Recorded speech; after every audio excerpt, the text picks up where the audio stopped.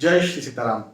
यदि आप फ्लैट खरीदने के बारे में सोच रहे हैं या फिर आप फ्लैट में रहते हैं और अब आपके पास जमीन खरीदने का या जमीन के घर खरीदने का कोई स्कोप नहीं है, क्योंकि बड़े बड़े जो शहर हैं यहाँ पर मिडिल या अपर मिडिल क्लास के लिए जमीन खरीदना, जमीन का घर खरीदना बिल्कुल भी इजी नहीं है, लगभग लगभग असंभव बोल दीजिए। तो यदि ऐसा कुछ है तो फ्लैट खरीदते समय क्या आपको उन्हीं बातों का ध्यान रखना है, वास्तु में उन्हीं चीजों का ध्यान रखना है जो जमीन का घर आप खरीदते समय ध्यान रखते हैं? नहीं जी, बिल्कुल पूरी तरह से गलत है। मैं आपको यहां पर वही डिफरेंस बताने जा रहा हूं। दरअसल हुआ क्या कि आज सुबह की बात है, मुझे जो कॉल आया एक सज्जन का, उन्होंने कहा सर मैं बड़ा चिंता में हूं, बड़ा तनाव में हूं। मैंने कहा क्या हुआ? सर करीब करीब 3-4 महीने हो गए हैं और मैंने एक फ्लैट लिया है। उस समय मुझे वास्तु का बहुत ज़्यादा ज्ञान नहीं था, लेकिन उस फ्लैट में जब मैं आया उसके बाद से मैं वास्तु को देखने लगा और 3-4 महीनों में मैं बहुत ज़्यादा चिंतित हो गया। मैंने कहा क्या हुआ बताइए? बोले सर ये फ्लैट दक्षिण मुखी है, मुझे उस दिन पता नहीं था जब मैं खरीद रहा था, मैं इन सब चीज़ों को देखा ही नहीं। मैंने अच्छी लोकेशन देख ली कि इस जगह पर फ्लैट है और मैंने ले लिया, बुक कर दिया और अभी मैं फ्लैट में रहता भी हूँ। मैंने कहा ठीक है। तो बोले दक्षिण मुखी है, उसका दरवाजा दक्षिण की तरफ है।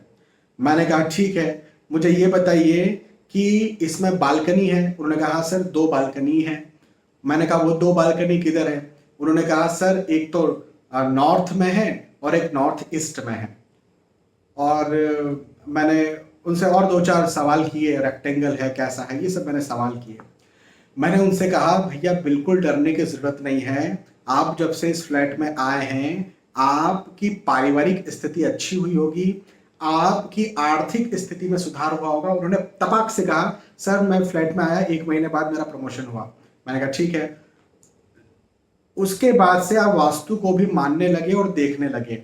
मैंने उनसे ये कहा अध्यात्म के प्रति भी आपकी रुचि जागृत हुई, मैंने उनसे ये भी कहा।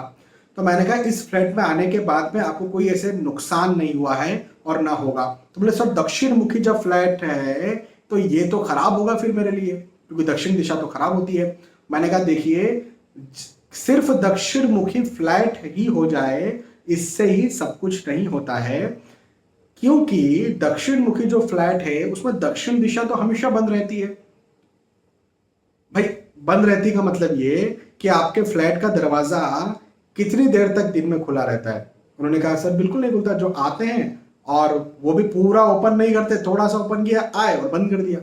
तो जब दिन भर ही दक्षिण दिशा बंद है, हाँ, तो दक्षिण दिशा का बहुत ज्यादा प्रभाव पड़ेगा नहीं।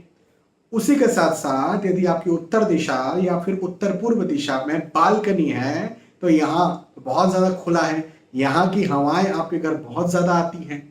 उन्होंने कहा ठीक है, बिल्कुल सही बात है सर, यहीं से रोशनी आती है, ये रोशनी का और हवा का जो स्रोत है। अब उन्होंने कहा कि घर में 80% स्रोत वही बालकनी है, दोनों बालकनियां। तो मैंने कहा आपके यहाँ तो बहुत अच्छी ऊर्जा आ रही है, बहुत अच्छी, और नॉर्थ ईस्ट के बालकनी के कारण ही आपका अध्यात्म में रुचि और जागृत हुई है। उन्होंने कहा ठीक है, तो सर मुझे क्या करना चाहिए? मैंने हालांकि फिर बाद में उनका पूरे फ्लैट का नक्शा बुलवाया। हालांकि सिर्फ दिशा, दरवाजे की दिशा से सब कुछ नहीं होता है, बहुत सारी चीजें भी होती हैं, उनको देखना पड़ता है। कई बार कुछ प्रेडिक्शंस जब तक पूरा घर ना देखें तब तक समझ में नहीं आते। तो मैंने उनसे पूरा घर का नक्शा बुलवाया, उन्होंने मुझे दिया, उन्होंने वास्तु कंसल्टेशन मुझसे लिया, मैंने नक्शा देखा और मैंने कहा बिल्कुल इस फ्लैट से निकलने की जरूरत नहीं है, ये आपको बहुत उन्नति करेगा। तो बात यहां पर ऐसी है कि यदि आप कहते हैं कि अरे मेरा तो उत्तर मुखी घर है, अरे मेरा तो नॉर्थ ईस्ट फेसिंग हाउस है, मैं फ्लैट की बात कर रहा हूं, जमीन के घर की बात नहीं कर रहा, तो जिस मुखी घर या जिस फेसिंग हाउस आप कह रहे हैं वो तो दिन भर बंद ही रहता है ना फ्लैट में। तो यदि दिन भर बंद रहता है तो उसका मतलब ही क्या है? यहां पर मुख्य वास्तु क्या है कि वहां से हमको एनर्जीज चाहिए। एनर्जी कहां से आती है? एनर्जी सूर्य देवता से भी आती है, एनर्जी हवाओं से भी आती है ना? तो वो जो एनर्जी आ रही है वो तो दिन भर नॉर्थ ईस्ट की फेसिंग है भी तो दिन भर बंद करके रखा हुआ है, और वहीं पर साउथ और साउथ ईस्ट में बालकनी है। तो अधिकतर साउथ ईस्ट की एनर्जी आपके घर में आ रही है, साउथ वेस्ट की एनर्जी आपके घर में आ रही है, या फिर साउथ की एनर्जी आपके घर में आ रही है। और बाकी सब बंद पड़ा हुआ है, नॉर्थ, नॉर्थ ईस्ट, ईस्ट पूरा बंद पड़ा हुआ है, पैक पड़ा हुआ है। तो ये तो आपका नॉर्थ या नॉर्थ ईस्ट फेसिंग या ईस्ट फेसिंग हाउस भी किसी काम का नहीं रह गया फिर।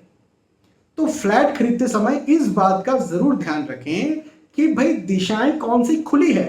अब वो बालकनी भी हो सकती है, वो खिड़कियां भी हो सकती है। अच्छा, ऐसी बात नहीं है कि दक्षिण दिशा बिल्कुल खुली नहीं होनी चाहिए, ऐसी कोई बात नहीं है।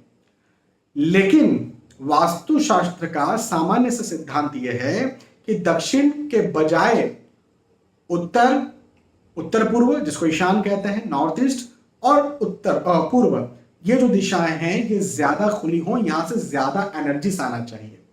और वास्तुशास्त्र का सामान्य सिद्धांत ये कहता है कि साउथ वेस्ट जो है वो पूरा पैक होना चाहिए, बंद होना चाहिए।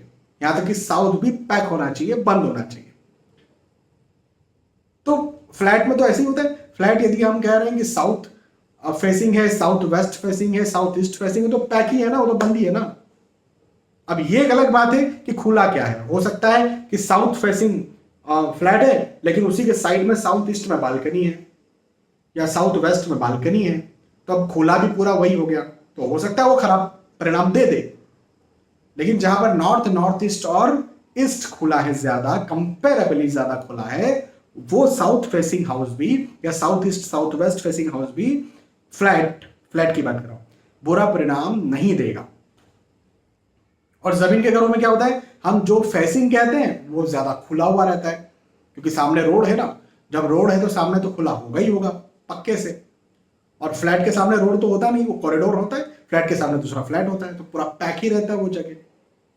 हाँ, तो फ्लैट खरीदते समय इस बात को जरूर ध्यान दीजिए और इसके आधार पर आप फ्लैट खरीदिए। मैंने आपको सामान्य सिद्धांत भी बता दिए। तो फेसिंग से ज्यादा कौन सी दिशा खुली है फ्लैट में, इसका ध्यान देना चाहिए। बहुत बहुत धन्यवाद। यदि आप और चाहते हैं कि फ्लैट को लेकर के मैं और चीजें बताऊं आपको, तो विस्तार से बताऊंगा कभी और वीडियो में, लेकिन आप कमेंट करके मुझे बताएं कि हाँ आपको चाहिए, तो फिर बताऊंगा। बहुत बहुत धन्यवाद। फिर मिलते हैं नए वाले वीडियोस में, तब तक के लिए आज के आपसे विदा चाहता हूं। जय श्री सीताराम।